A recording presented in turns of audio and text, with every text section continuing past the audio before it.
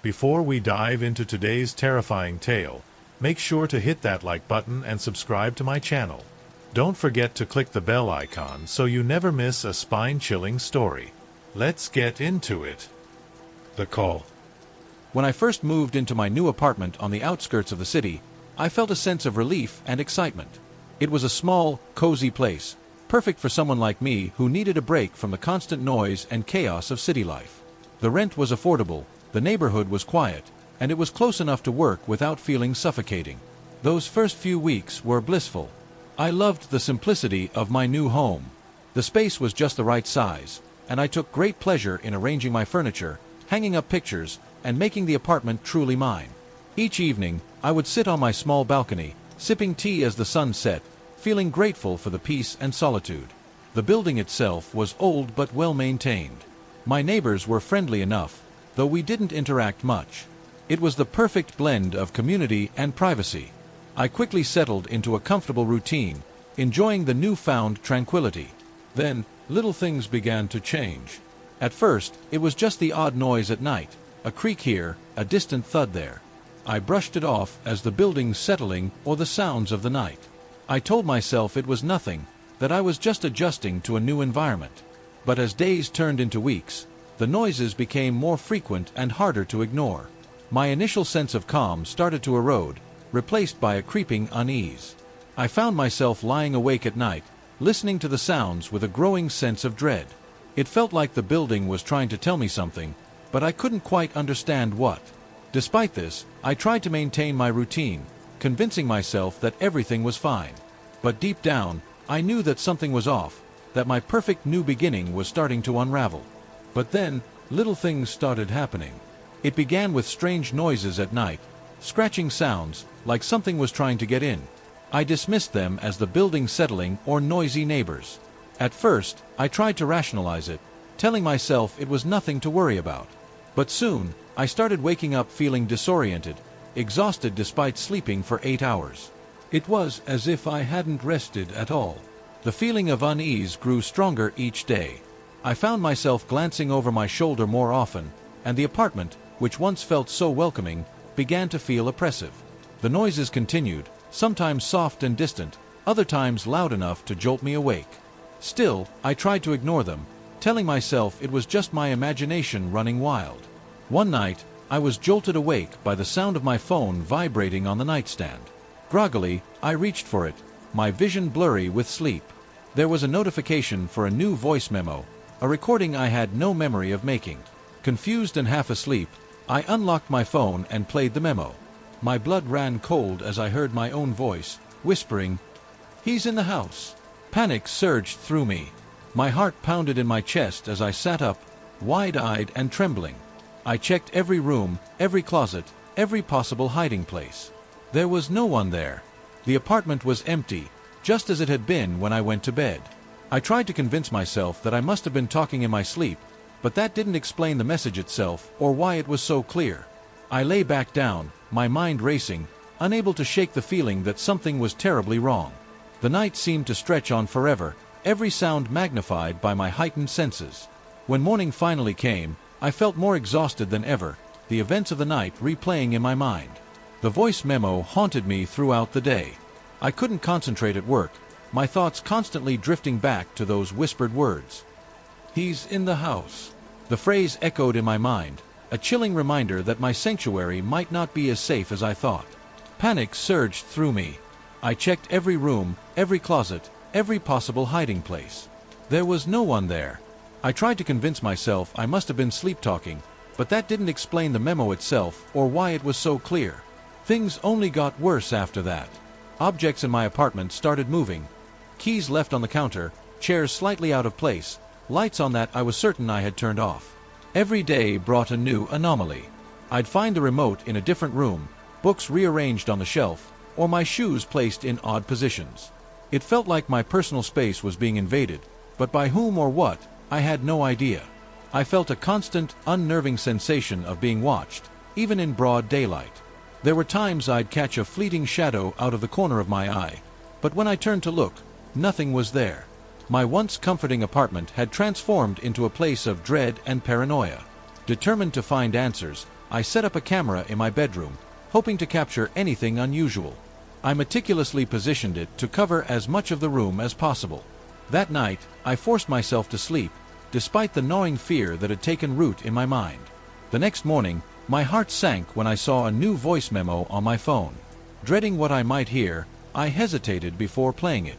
My voice, calm yet chilling, whispered the same words, "He's in the house." The familiarity of the phrase only deepened my sense of dread. I rushed to check the camera footage, hoping to see something that could explain the occurrences. But to my horror, the camera was off. It had recorded nothing. I knew I had set it up properly, so the fact that it had been turned off was deeply unsettling. Someone, or something, had deliberately stopped it. The repetitive nature of the memos, combined with the unexplained disturbances, eroded my sense of reality. My apartment, once a sanctuary, now felt like a trap. I couldn't ignore the signs anymore. Something was in my house, and it was making its presence increasingly known. Desperation drove me to the building manager. I showed him the voice memos and explained everything that had been happening. I hoped for some rational explanation or at least some guidance on what to do next. But his reaction was anything but reassuring. As soon as he saw the recordings, his face went ashen. He stammered, trying to compose himself, but it was clear he was deeply unsettled. After a few moments of silence, he confessed that the previous tenant, a young woman, had experienced similar disturbances. According to him, she had left abruptly in the middle of the night and had never returned. He couldn't provide any further details, but his fear was palpable. Hearing this only intensified my own terror. I returned to my apartment, feeling a growing sense of dread. That night, I couldn't bring myself to sleep. I was too terrified of what might happen if I closed my eyes. I sat in my living room with all the lights on, clutching a kitchen knife that I had grabbed in a desperate attempt at protection. I tried to keep my mind focused, but every sound seemed amplified in the silence of the night. Every creak, every distant thud made me jump. The apartment felt like a cage, and I was trapped inside it with whatever was haunting me. I was determined to stay awake and confront whatever was lurking in the shadows, but as the hours dragged on, exhaustion and fear made it increasingly difficult to keep my eyes open. The thought of what might happen if I fell asleep plagued my mind. What if the voice memos were a warning? What if the previous tenant's fate was about to become mine? The fear of the unknown consumed me, leaving me on edge and unable to relax. As the night wore on, I felt more isolated and vulnerable than ever. I clung to the hope that if I stayed vigilant, I might catch a glimpse of whatever was tormenting me, or at the very least, buy myself some time to figure out how to escape this nightmare. At precisely 2 a.m., my phone buzzed again. I froze, my heart pounding in my chest. I knew what was coming, but I couldn't stop myself from checking. With shaking hands, I tapped the notification and played the new voice memo. My voice, trembling with fear, whispered, "He's in the room with you." A wave of terror washed over me. My breath came in short, ragged gasps as I tried to process the chilling message. The implication was clear. Whatever was haunting me was no longer an unseen presence, but something that had come dangerously close. That was it. The fear, combined with the revelation that whatever it was had breached the safety of my living space, shattered my resolve. I bolted from the apartment, not even bothering to lock the door behind me. I didn't care. I ran down the stairs, my heart racing, my mind a whirlwind of panic. I went to stay with a friend that night, too terrified to return to my apartment. I only went back during the day to gather my belongings, moving as quickly as possible, all the while feeling like I was being watched. The apartment, once my sanctuary, now felt like a trap, and I had no intention of spending another night there. To this day, I still don't know who, or what, was in that apartment with me. The sense of dread has never fully left me. Every so often, late at night, I find myself unable to resist the urge to check my phone, dreading the possibility of finding another voice memo waiting for me. Each time, I hope it's just my mind playing tricks on me, but the fear that another message could be out there, waiting to be discovered, lingers like a dark shadow over my life. I was mocked. It all began innocuously enough on a warm summer night. I was lying in bed, teetering on the edge of sleep, with my phone resting beside me. The room was dimly lit by the streetlights filtering through the curtains, casting long shadows on the walls. Suddenly, a soft buzz pierced the quiet. I groggily turned my head toward the phone and saw a message notification. My eyes were heavy with sleep, and I dismissed the alert as insignificant. Rolling over, I tried to drift back into the comforting embrace of slumber. But as I closed my eyes, I noticed something strange. A single red bar briefly flashed on the screen before disappearing into the darkness. I blinked, convinced it was just fatigue playing tricks on my tired eyes. I pushed the unsettling feeling aside and eventually succumbed to sleep, unaware that this would be the start of something far more disturbing. The next night, something different and unsettling happened. I woke up to a faint, rhythmic tapping sound, like fingers drumming on glass. The noise was soft but persistent, pulling me from my sleep. Startled, I searched for the source, my eyes darting around the room. My initial focus was on the window above me, but the sound seemed to be coming from the direction of the mirror on the opposite wall. With my heart racing, I got out of bed and approached the mirror. Every step felt like it took an eternity as the tapping continued, echoing off the walls. I half expected to find something inexplicable staring back at me, something that defied all logic. To my relief, or perhaps disappointment, there was nothing unusual in the mirror. I let out a nervous laugh, feeling slightly foolish for letting my imagination get the better of me. I scolded myself for being paranoid, but despite my attempts to rationalize the situation, sleep stubbornly eluded me that night. The tapping, though no longer audible, seemed to linger in the back of my mind, unsettling me with its silent aftershock. The third night was when everything truly fell apart. I was jolted awake by a deafening crash. The mirror, which had hung so innocuously on the wall, had inexplicably fallen and shattered into 1,000 sparkling shards on the floor. My heart raced as I leaped out of bed, only to be met with the cruel surprise of a sharp piece of glass cutting into my bare foot. I hissed in pain, trying to steady myself as I stumbled across the room.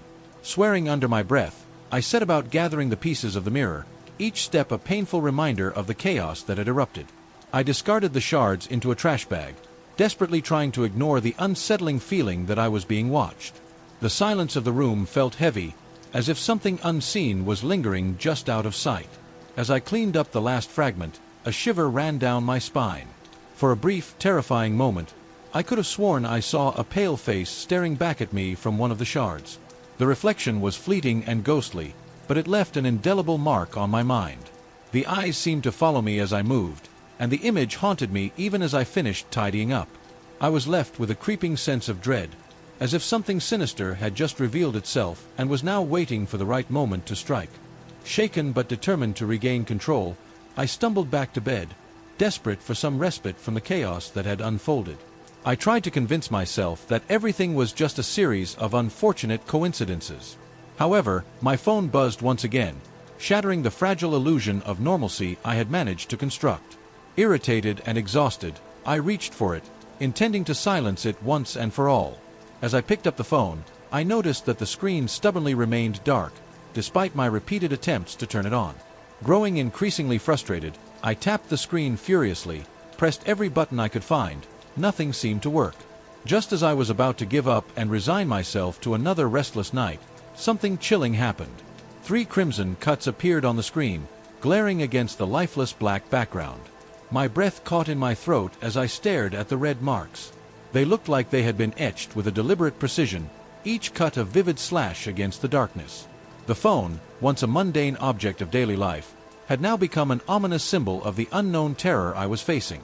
The sight of those marks, so stark and menacing, only heightened the fear that had been creeping up on me.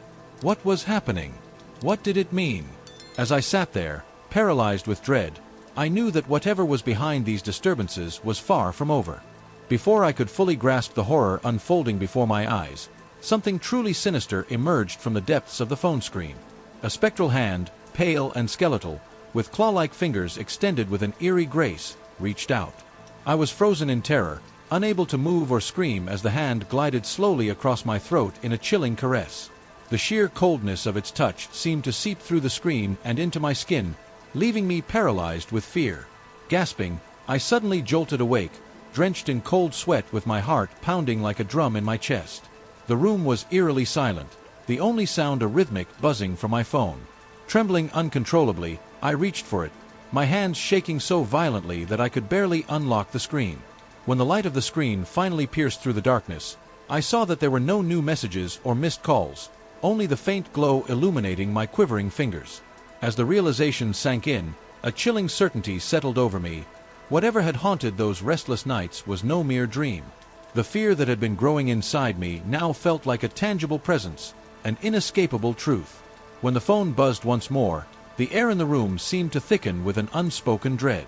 I dared not look, for at that moment, I knew with a gut-wrenching certainty that whatever had marked me with those red cuts was still watching, still waiting, for me. The VHS. My name is Alex, and until recently, my life was about as ordinary as you can get.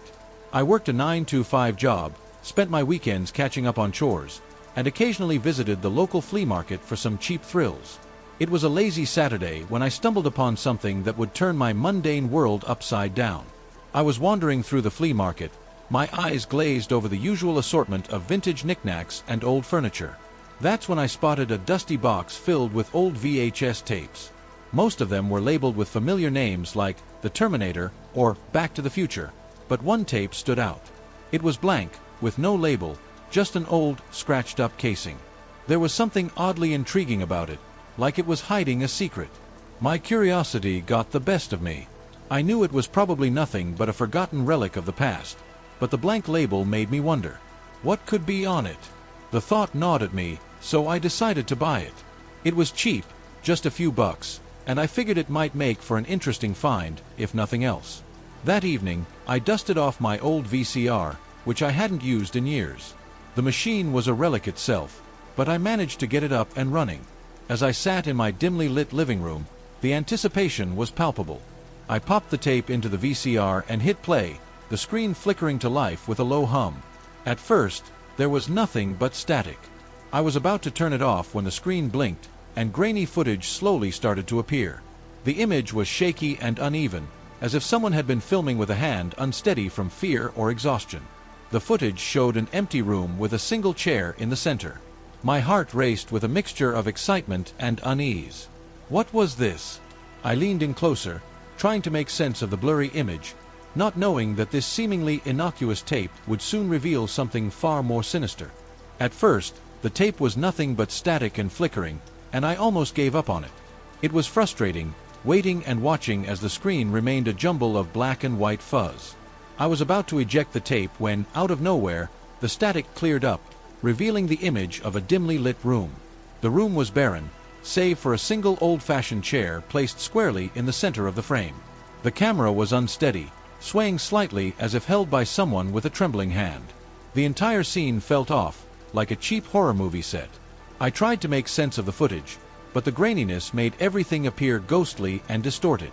Just when I thought the video would stay like this, a figure slowly entered the frame. His face was obscured by shadows, and the camera's shaky movements did nothing to help clarify his features. He was dressed in clothes that looked like they belonged to the 80s, an anachronism in a world that had long moved on. The man sat in the chair and stared directly into the camera with an unsettling intensity, his eyes unblinking and fixed. I shifted uneasily in my seat. The man's stare was unnerving, as though he could see right through me. For what felt like an eternity, he remained motionless, only adding to the growing discomfort I felt. I tried to convince myself it was just some obscure, amateur film, nothing more than a strange curiosity. Then, the man spoke. His voice was distorted, garbled as if recorded on an old tape player that was on its last legs. "If you're watching this, it's already too late," he said, his words chilling me to my core. "You see, this tape is cursed. It shows you the last thing you'll see before you die." A cold shiver ran down my spine as I listened to the message. I laughed nervously, trying to dismiss it as some elaborate prank or a sick joke. But deep down, I felt a creeping dread that something was terribly wrong. The man's eerie message seemed too real, too deliberate, and I couldn't shake the sense of foreboding it left me with. The screen went black, leaving me in a void of silence and dread. A cold chill settled over me as I stared at the blank screen, trying to rationalize what I had just seen. It had to be a prank, I told myself, a sick joke by some bored teenager with a knack for video editing. But the unease gnawed at me, refusing to be silenced. My thoughts were interrupted as the screen flickered back to life. The grainy footage reappeared, and my heart sank. The camera was now showing a different room, one that looked disturbingly familiar. My breath caught in my throat as I realized it was my own bedroom. The camera panned around, capturing every intimate detail of my space. The unmade bed, the posters on the wall, the pile of laundry in the corner. The sense of violation was overwhelming. Whoever had made this tape knew exactly what my room looked like. My mind raced, trying to piece together how they could have done it. Then, the camera turned towards the door. My blood ran cold as I watched it slowly creak open, just like the door in the footage before. The sound was identical, the kind of creak you only notice in the dead of night when everything else is silent. My heart pounded in my chest as I sat transfixed, unable to look away. A figure stepped into the frame. It was the same man from the earlier footage, but now his face was clear, illuminated by the dim light of my room. His eyes were hollow and black, voids that seemed to draw in all light and warmth. He moved with a slow, deliberate gait, his eyes never leaving the camera, never leaving me. Panic surged through me. I felt an overwhelming urge to turn around, to check if the man was really in my room, but fear rooted me to the spot. The man continued to advance on screen, each step bringing him closer, until he was standing at the foot of my bed. His hand reached out, pointing directly at me through the screen. His bony fingers seemed to pierce through the barrier between us, as if he could see me sitting there, trembling. I felt a suffocating sense of dread, the weight of inevitability pressing down on me. The screen suddenly went black, leaving me in utter darkness. My pulse thundered in my ears, and I sat frozen, trying to comprehend what had just happened. The rational part of my mind struggled to dismiss it as an elaborate trick, but deep down, I knew that something far more sinister was at play. The man's hollow black eyes were burned into my memory, and I couldn't shake the feeling that he was still watching me, waiting. I was still trying to process the man's chilling message when I heard a faint creaking sound behind me. My heart skipped a beat, and I spun around in my seat, expecting to find some sort of intruder or perhaps just the settling of the old house. But there was nothing there, just the dimly lit, empty room behind me. I turned back to the screen, my breath catching in my throat. What I saw next made my blood run cold.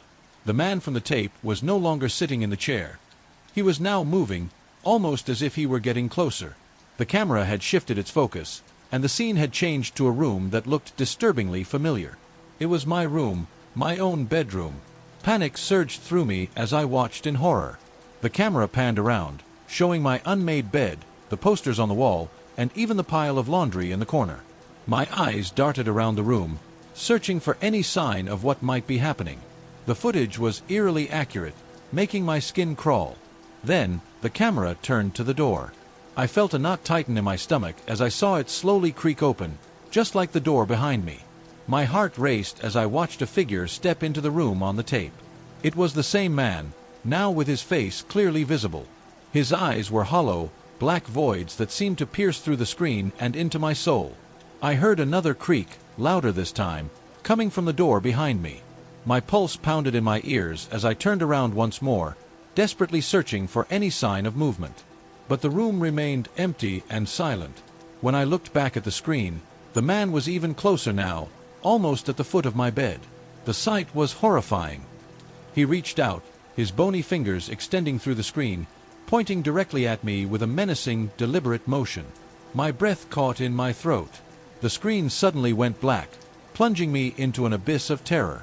The room fell into a suffocating silence, and I was left staring at the dark, empty TV screen, my heart pounding furiously. I could barely move, my entire body paralyzed with fear. The man's ominous gesture felt like a direct threat, a signal that the curse of the tape had somehow breached the boundary between fiction and reality. I sat there in silence, trying to convince myself that what I had seen was just a twisted prank, a product of my imagination running wild. But no matter how hard I tried, I couldn't shake the feeling of dread that clung to me. The memory of those hollow black eyes bore into my mind, refusing to let go. Just as I began to calm myself, I heard it again, the creaking noise from the tape. It was faint at first, but unmistakable. My heart pounded in my chest as I realized the sound was coming from behind me. A cold sweat broke out across my forehead, and I felt a chill run down my spine. I turned slowly, every nerve in my body screaming at me to stop. The door to my room was creaking open, inch by inch, just like in the footage. My breath caught in my throat as the door swung wider, revealing the darkness beyond. For a moment, everything was still, and I clung to the faint hope that it was all just a bad dream. But then I saw him. Standing in the doorway, his gaunt figure illuminated by the dim light from my lamp, was the man from the tape. His face was as pale as death, his eyes black voids that seemed to swallow the light. He stared at me, unblinking, and I felt my blood turn to ice. I wanted to scream, to run, to do anything, but I was paralyzed by fear. The man took a step forward, his movements slow and deliberate, as if he had all the time in the world. The floorboards creaked under his weight, matching the sounds from the tape exactly. My mind raced, searching for any explanation, any way to rationalize what was happening. But there was none. This was real, and there was no escape. The man continued to advance, his hollow eyes locked onto mine, and I knew that this was the end. The last thing I saw before the room plunged into darkness were those eyes, cold and empty, staring back at me. I felt a suffocating presence close in around me, and the world faded away. I don't know how much time has passed since that night. All I can say is this: if you ever come across an unmarked VHS tape, leave it alone. Curiosity may lead you to places you never wanted to go, and some things are better left undiscovered.